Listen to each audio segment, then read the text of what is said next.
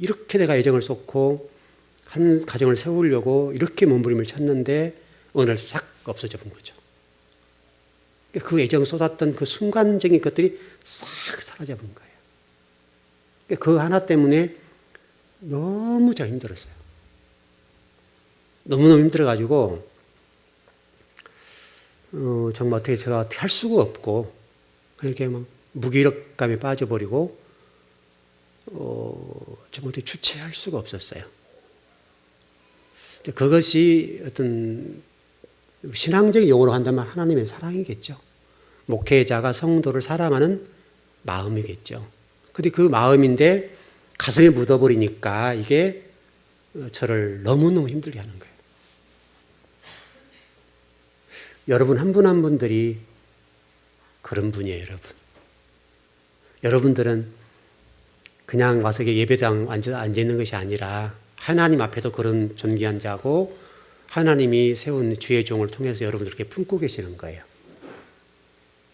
여러분들은 어떤 그 사랑을 얼마나 느끼고 있는지 모르겠지만은 목회자는 모두가 다 이렇게 그래요. 똑같아요. 다 똑같은 성도인데 어떻든 이번 같은 경우는 이제 좀 상황이 다르니까 좀 상황이 달랐기 때문에 그런지 모르지만은 정말 저로 하여금 제가 목회 20년 하는 동안 이렇게 아파본 적은 없어요. 지금 단임 목회를 20년 했잖아요. 20년 하는 동안 수많은 성도를 하나님께 보내드렸는데 그 보내드린 그 모든 성도를 통틀어서 이렇게 아픈 적은 없어요. 다른 성도 아프다 안 아팠다 그 말이 아니에요. 다른 성도 아프지만은 그러나 어떻든 이번에 이 일은 저에게는 너무나 충격적이었던 부분이고 저의 어떻든 그분에게 쏟았던 그 사랑과 시간 이런 모든 것들이 한순간에 딱 공중분해된 느낌 이런 것이었으니까 정말 힘들었어요. 아마 여러분 가운데만 힘드신 분 계실 거예요. 계시겠지만은 여러분들이 아마 이해할 거예요. 자식을 가슴에 품는다는 말이 뭔 말인지를 이해할 거예요. 저는 그걸 정말 절절하게. 그래서 여기다 품어버리니까 너무 제가 힘들었던 거예요. 이제 다행히 오늘 우리 홍 사장님이 교회로 오셔서 좀 회복이 되겠죠. 진짜요. 하나님이 또 이렇게 저를 위로한다고 저를 위로하는 느낌이에요. 우리 홍찬 성도님을 통해서 하나님이 종아, 내 마음 아프지만 또한 영혼을 보내마. 이렇게 한 느낌이에요, 저에게는. 여러분 모두는 제가 뭐 자불자불한 사람도 아니고 잘 표현을 못합니다만은 여러분 그렇게 사랑받는 존재예요, 여러분. 그런 존재라는 걸 잊어버리면 안 돼요, 여러분. 절대로. 제가 우리 아들한테 제가 그 얘기를 했는데요. 무슨 얘기를 했는가 하면 내가 너와 물질이라 벌 때 너 5억과 50억과 대화들을 바꿀 수 있겠냐? 네 가치는 아빠가 생각할 때는 50억 그보다 더 훨씬 큰 거란다. 바로 여러분도 똑같아요. 정말 아들이라는 관점, 아빠이고 목회자인데 아들을 좀 어떤 유료할 일이 좀 있어서 그랬어요. 유료할 일이 좀 있어서 제가 아들한테 유료를 하면서 그랬어요. 너는 네 가치는 아빠는 50억으로 바꿀 수 없다. 네가 그런 존재야. 나는 너를 그렇게 보고 있다.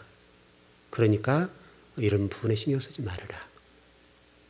그 얘기를 했었어요. 여러분 자식하고 50억을 바꾸겠어요, 여러분? 500억 바꾸겠어요?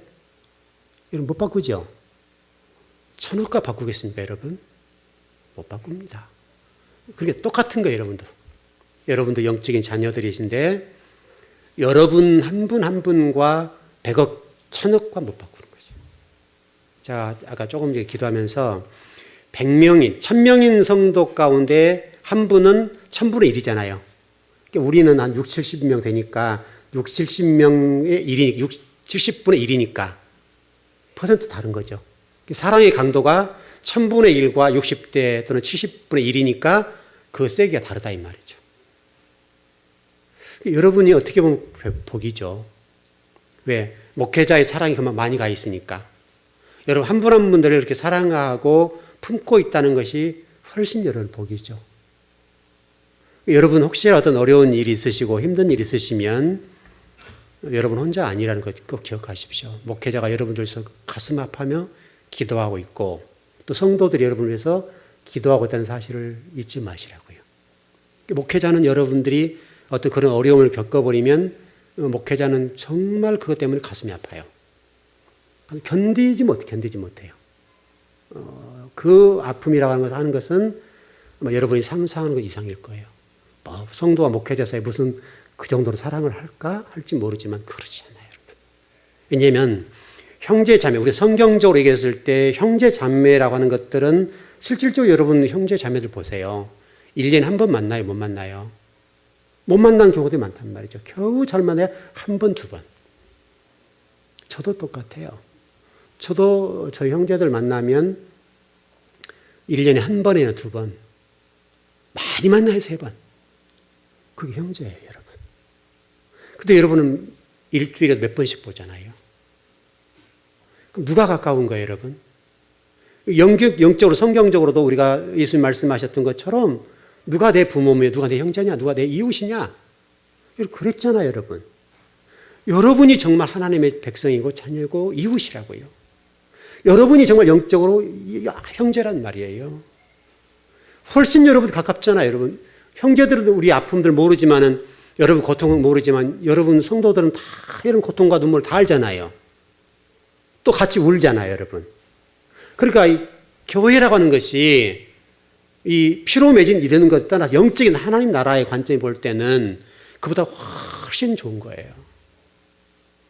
그러니까 우리 형제들이 뭐 어떻게 그런 아픔을 겪는다고 한다면 어떨지 모르겠어요. 물론 아프겠지만은 어떤 목회자로 성도를 이렇게 보냈을 때 아픔과 같지는 않을 것 같아요. 여러분들 얼마나 생각할지 모르겠는데 정말로요. 여러분이 상상할 수 없는 고통을 겪어요. 고통을 겪고 정말 그것 때문에 힘들고 지금 몇 주간 동안 그랬는데 그래서 이제 제자가 그 얘기를 좀 듣고 선생님 좀 쉬어요. 자꾸 그 얘기를 하는 거예요. 내려와요. 제가 방 얻어드릴게요. 다 내려오세요. 좀 쉬세요. 선생님 큰일 나요. 막 그러는 거예요.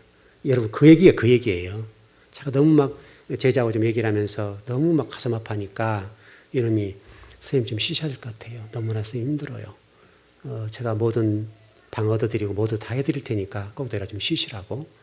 뭐 외국을 보내드려요? 제주도 보내드려요? 또 뭐 저쪽 밑에 지방에 휴림이라는 거 있거든요.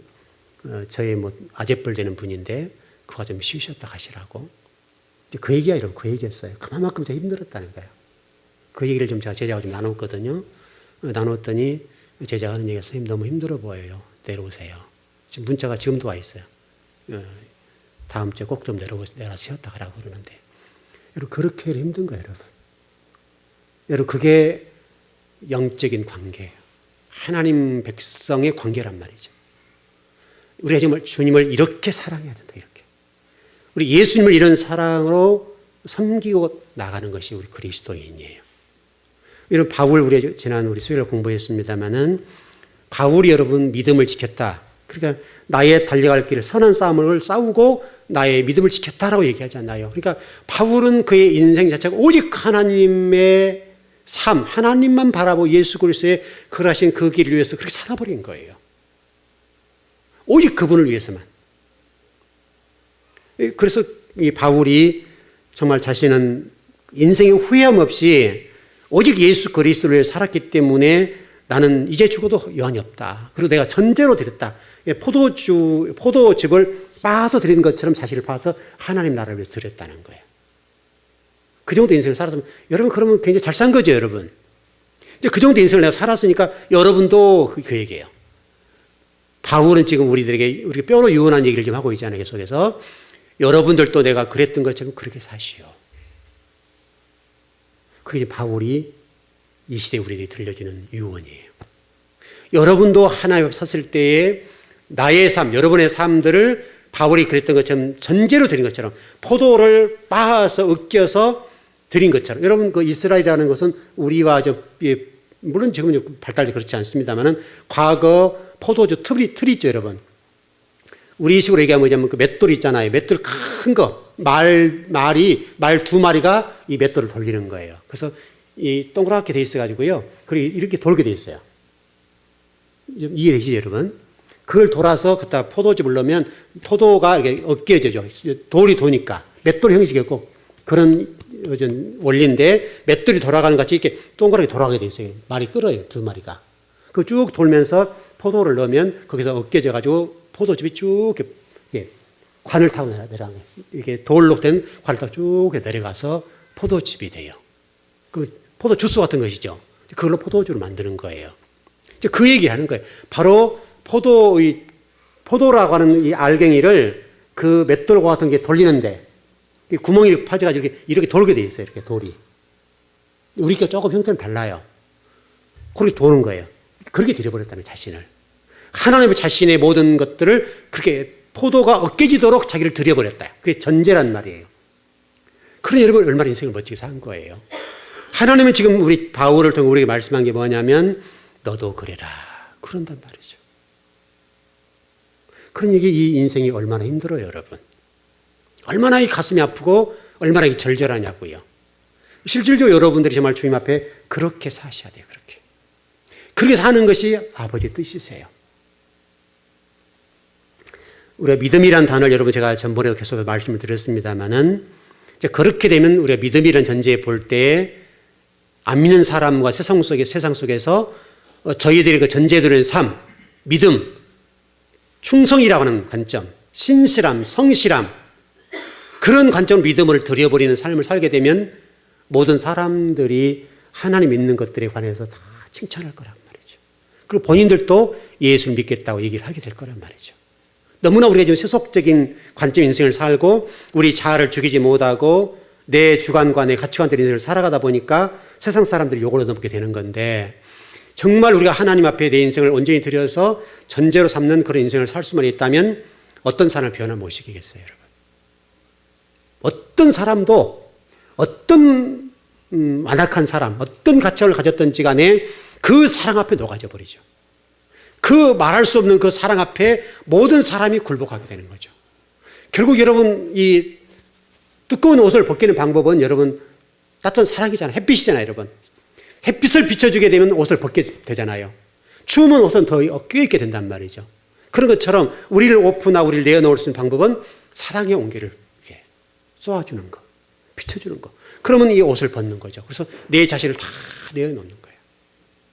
여러분 그게 저와 여러분의 삶이에요. 여러분 예수님의 삶이 십자가상에서 정말 그 모든 옷, 모두를 다 내놨잖아요. 그래서 이 로마 군인들이 옷을 찢어서 나눴잖아요. 완전 모든 옷과 자신의 육체를 다 이 인류에서 드리게 되니까 그래서 그분이 이 인류의 주인인 거예요. 바로 주인은 그렇게 가는 거예요. 인간적으로 세속적으로 얘기하면 권력으로 지배해버리고 눌러버리고 죽여버리지만은 예수님의 어떤 지도 방법은 또 지배하는 권위의 방법은 자신이 전제로 들여서 십자가상에 자기를 찢어버리는 거예요. 그리고 심장에 있는 물 한 방울과 피 한 방울까지 저와 이름을 다 쏟아버리니까 그 사랑 때문에 우리가 굴복하는 거잖아요, 여러분. 그래서 사랑이라고 하는 그거예요, 여러분. 사랑이라고 하는 것이. 그렇게 사랑하니까 모든 사람이 그 예수님 앞에 와서 무릎을 꿇고 그분을 찬양 경배하고 그분을 주인으로 섬기고 그분을 찬양하게 되는 거잖아요. 여러분 그게 신앙생활이잖아요. 그게 신앙생활. 우리 성도들 상호간에도 정말 이런 사랑이 좀 넘쳤으면 좋겠어요. 서로 사랑하고 서로 용납해주고 이해해주고 정말 그리스도 안에서 서로를 품어줄 수 있는 그런 사랑. 그 사랑 안에서 우리 교회가 정말 힘을 모아 하나님 나라를 세워간다고 한다면 얼마나 멋지게 일을 해나갈 수가 있겠어요, 여러분. 이건 숫자의 문제가 아니라 단 몇 사람이 모여서 그렇게 일을 할 수 있다면 하나님 나라와 이 대한민국을 멋지게 세워나갈 수가 있겠잖아요, 여러분. 정말 저와 여러분이 정말 예수 그리스도의 사랑, 그 예수의 십자가상에서 자신을 내놓아버린 그 정도의 사랑을 가지고 우리 교회를 세워간다고 한다면 무엇이 두렵겠으며 무엇이 우리를 방해할 수 있겠습니까, 여러분.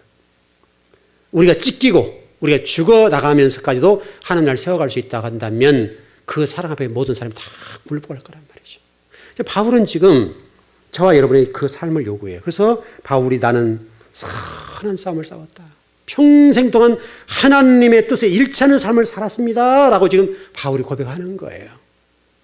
여러분, 그렇게 우리가 인생을 산다면 대한민국 얼마나 아름답겠으며 이 지금 세상 속에서 이렇게 일어난 좀 험한 일들이 다 잠잠해지겠잖아요. 정말 그리스도인들만 소금 역할, 정말 이 방부 역할을 제대로 할 수가 있다면 이 시대에 일어나는 이런 모든 문제들이 다 해소되지 않겠어요. 뭐 정치, 경제, 또 사람과 이웃과의 관계, 여러분 또 부모 자식 간의 관계, 뭐 형제 자매 간의 관계, 이 모든 것들이 다 회복되지 않겠냐고요 지금. 결국 우리가 이 시대를 보면서 우리 스스로를 좀 반성해야 돼요. 우리가 제대로 못 사니까 이 시대가 이렇게 되었구나. 우리 문제예요, 우리 문제. 우리가 나라 민족을 위해서 기도하지 못한 거, 또 우리 기독교와 권력 다툼하고 정치에 너무나 예민하고 너무나 물질에 예민한 삶을 살고 우리 자신을 다스리지 못하고 내 주관적으로 모든 인생을 살아가고 있고 이웃보다는 내 이익을 구하고 나 자신을 위해서 인생을 살아가다 보니까 정말 예수님의 이름으로 우리가 더 복을 구하고 그래 보니까 이 세상이 이렇게 돼버린 거 아니에요, 여러분. 예수님은 저와 여러분을 그걸 다 내려놓고 주님처럼 살아보라는 거잖아요. 하루를 살더라도 그렇게 인생을 좀 살다가 와봐라. 여러분, 그러면 그 사랑 앞에 안 녹을 사람이 있겠습니까, 여러분? 모든 사람들이 그 사랑 앞에 다 녹고 정말 예수님을 위해서 내가 인생을 살겠다고 하는 그런 결단들이 넘쳐나지 않겠냐 이 말이죠. 여러분, 그게 기독교 아닌가요, 여러분? 여러분, 기독교는 여러분 높은 데 올라가는 거 아니에요. 낮아지는 것이에요, 낮아지는 거. 나를 죽이는 것이에요, 나를 죽이는 거. 나를 죽이고 나를 다 버리는 거예요. 그래야 주님이 사세요. 그리고 교회가 살고 하나님 나라가 살고. 그게 여러분 십자가의 정신이잖아요. 이 십자가 정신, 제가 지난 수요일에 그 말씀 드렸어요. 로마가 원했던 대로 권력, 힘을 가진 메시아가 오셔서 만일에 로마로부터 구원해 줬다 이거예요. 해방시켜 줬다 이거예요. 그러면요, 기독교는 끝났어요. 기독교만이 그런 식으로 정리가 됐다 한다면 기독교는 이미 다 패망했어요. 그래서 여러분, 기독교는 밟으면 밟을수록 기독교는 살아나잖아요, 여러분. 지금 기독교가 이와 같이 힘이 잃어버린 것은 왜 그래요? 밟히지 않아서 그래요. 우리가 너무 잘났고 이제 기독교가 정치화되어 있고 힘을 가지고 있고 권력화되어 있기 때문에 이렇게 되는 거예요. 여러분, 우리 지금 한국의 역사 속에서도 보다시피 기독교가 핍박을 당하고 죽임을 당하고 목배임을 당하고 여러분 절두산에서 목을 쳐버리잖아요. 목을 쳐버리고 십자가의 길을 걷고 가시밭길을 걷고 모두리를 걷고 했을 때 기독교는 여러분 얼마나 힘이 있고 살아있느냐 말이죠. 여러분, 우리 민족의 여러분 33인 가운데 기독교인들 대부분이잖아요. 우리 민족을 이끌고 나갔던 지도자들 대부분이 기독교인들이란 말이죠. 근데 그 기독교인들은 어떻게 그 일을 이루었습니까? 권력을 누리고 힘을 누리고 정치를 잘하고 그런 거 아니었잖아요. 정말 낮은 자로 임해서 여러분 주기철 목사님처럼 정말 못자국이를 걸어가 버리고 여러분 손영호 목사님처럼 아들을 죽인 사람을 양제를 삼고 여러분 그러니까 그 사랑의 원자탄이라고 하는 그런 일들이 되잖아요. 원래 그렇게 해야 기독교는 복음이 선포되고 증거가 되는 거예요. 근데 너무나 지금 우리 기독교가 권력화가 돼버렸어요. 너무나 힘을 가졌어요. 이제 정치인들도 함부로 기독교를 못해요. 이제는 표를 달라고 기독교 교회에 와서 구걸을 해야 된다. 구걸. 실제로 여러분 대형교회 같은 데는요, 대형교회 성도들이 표를 안 주면 국회의원 못 돼요. 정말 이게 옳은 건가요? 이거죠. 과연 우리가 그렇게 구걸을 받아서 그 사람들을 내가 뽑아줄게 이렇게 힘을 자랑할 수 있는 그런 단체가 돼야 되겠는가? 원래 더 힘을 가지려고 하면 정말 손영원 목사님이나 주기철 목사님처럼 그렇게 죽고요. 또 여러분 우리 한국 기독교 역사에 여러분 순교자 교회들이 많죠, 여러분. 공산당이 왔을 때 불을 질러버려도 교회를 지키고 나가지 않아 버린 거예요. 순교해 버린 거예요. 그런 교회들이 주변에 많이 있어요. 그러게 놓으니까 그 교회들이 지금도 명맥을 이어갖고 그 힘으로 지금 교회가 가고 있어요. 한국 교회 역사잖아요, 그게. 그게 기독교예요, 기독교. 너무나 지금 우리 기독교가 힘이 있고 권력이 되고 정치화되어 있어가지고 죽지 않으니까요, 힘을 잃어버린 거예요. 성경대로 높고자 하면 낮게 되고 낮고자 하면 높아진다 그랬잖아요. 낮아져버리면 기독교가 사는데 핍박을 당하고 고난을 당하면 사는데 우리 기독교가 힘이 있으니까 이제는 핍박을 당할 일이 없어버린 거예요, 지금 교회가. 과거 우리 신앙인들 여러분 보세요. 다 나름대로서 사연 있게 핍박을 받았잖아요. 근데 그 핍박받을 때 여러분 교회에 와서 기도하지 말라고 해도 기도하고, 예배당 오지 말라 해도 머리를 잘라버려도 나와서 예배하고 그랬잖아요, 여러분. 여러분, 그런 성도들이 많았어요. 성경책 불질러버리고, 머리 싹둑 잘라버리고, 또 매맞고, 주어 터지고, 그럼에도 불구하고 성전에 나와서 예배하고, 그 기도하고 할 때 그 기도가 그냥 우리 평안하고 안식이게 너무너무 좋은 상태에 가서 하나님 했을 때 기도와 그렇게 정말 핍박을 하고 머리를 잘라버리고, 성경책 불질러버리고, 좀 매를 맞고 성전에 나와서 기도했을 때 그 기도의 간절함과 절절함이 똑같겠냐고요. 다르죠. 요즘은 너무 핍박이 없으니까 기독교가 죽어버려요. 적당히 어느 정도 핍박이 있어야 살아요, 기독교가. 핍박 없는 기독교는 죽을 수밖에 없어요, 여러분. 이제는 여러분, 그런 어려움들이 없으니까 기도할 이유가 없어져 버렸잖아요, 우리가. 아무리 뭐 기도하라, 뭐 해라, 뭐 신앙을 잘해라, 그 서예의 경이 있게 이제는 안 되는 거예요. 왜? 핍박이 없으니까. 여러분, 과거에 핍박받을 때는 생각해 보세요, 여러분. 죽일 놈 살릴 놈 해서 예배당에 올 때 또 여러분 여자분들은 얼마나 많은 핍박을 당했습니까? 그때 와서 예배하고 기도했을 때 그 감격과 그 기쁨과 지금 아무런 핍박도 없고 평안하고 안전할 때 와서 예배당에 앉아있는 것과 이 마음 자세가 똑같냐고요. 여러분, 저도 생각해 보면요. 저도 꽤 많이 핍박을 당하고 그랬는데 아버님이 뭐 신앙생활 하지 말라고 막 그러니까 막 더 일어나는 거예요. 더 일어나. 새벽 예배까지. 청년이요. 여러분, 청년 새벽 예배 다니기 쉽지 않죠? 여러분, 이렇게 가까운 이런 거리가 아니라 시골은 아주 캄캄하잖아요. 일반 사람의 걷기는 최소한 25분, 30분을 걸어가는 그런 교회. 그런 교회를 좀 불락해 뛰어간단 말이죠. 근데 여러분, 상당히 무서워요, 동네가. 이 철길들 있고, 이 철길 사람들 많이 죽고, 뭐 1년에 몇 명씩 죽으니까, 그 얼마나 상당히 좀 무섭단 말이죠. 그런데도 막 핍박을 하니까요. 그 길을 뛰어가는 거예요, 교회를. 그래서 새벽 예배 다니면서 기도하고 예배 드리고 또 뭐 주일날 얼마나 헌신하고 충성하고 봉사하고 그렇게 되더라고요. 근데 핍박 없고 그냥 우리는 지금 완전 평화로 완전 내가 마음대로 이제 신앙생활 할 수 있잖아요, 지금은. 그러니까 무슨 기도가 간절하며 또 정말 하나님을 향해서 기도 한마디를 하더라도 절박하기를 하며 그게 없는 거예요, 지금. 그리고 얼마나 지금 우리가 지금 이게 좋은 환경인데 신앙생활이 그러냐고요. 그러니까 실질적으로 기독교가 성장할 때는, 성숙될 때는요, 핍박이 있었을 때예요. 핍박이 있었을 때.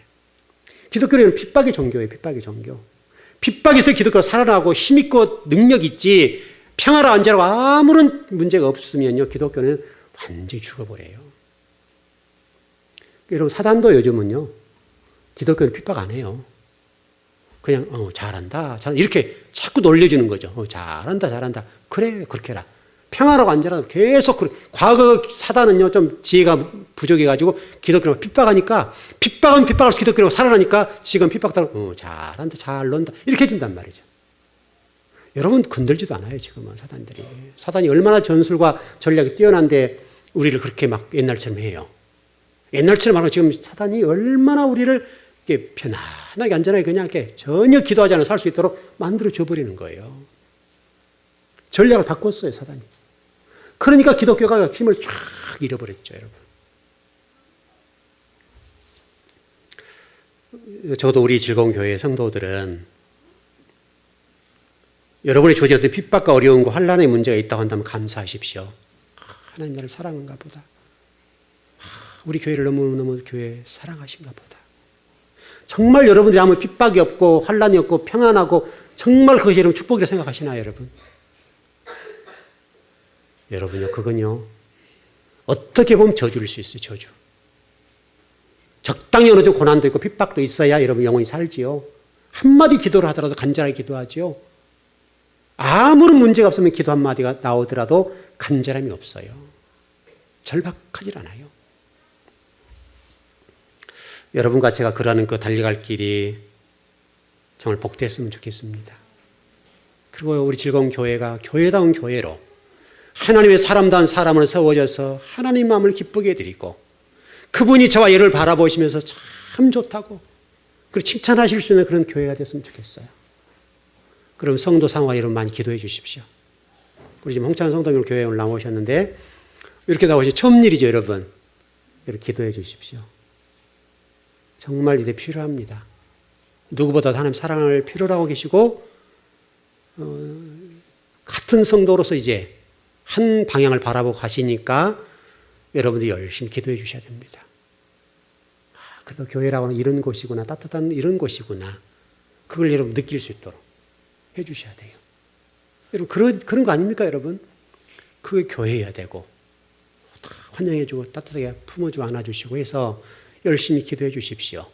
그래서 주님의 사랑을 친히 몸소 깨닫고 느낄 수 있도록 해 주시라고요. 그게 여러분 교회여야 됩니다. 교회. 물론 그동안 우리 이중호 사님 26년 동안 기도하셨습니다마는 우리 권사님이 지금 이게 주체를 못 하세요. 어떻게 할 줄을 몰라가지고 지금 그러시는데요. 안 좋겠어요, 좋겠어요? 말할 수 없죠. 천하라는 것보다 낫죠. 지금 좋죠. 기분이. 자, 좀 정리를 해보겠습니다.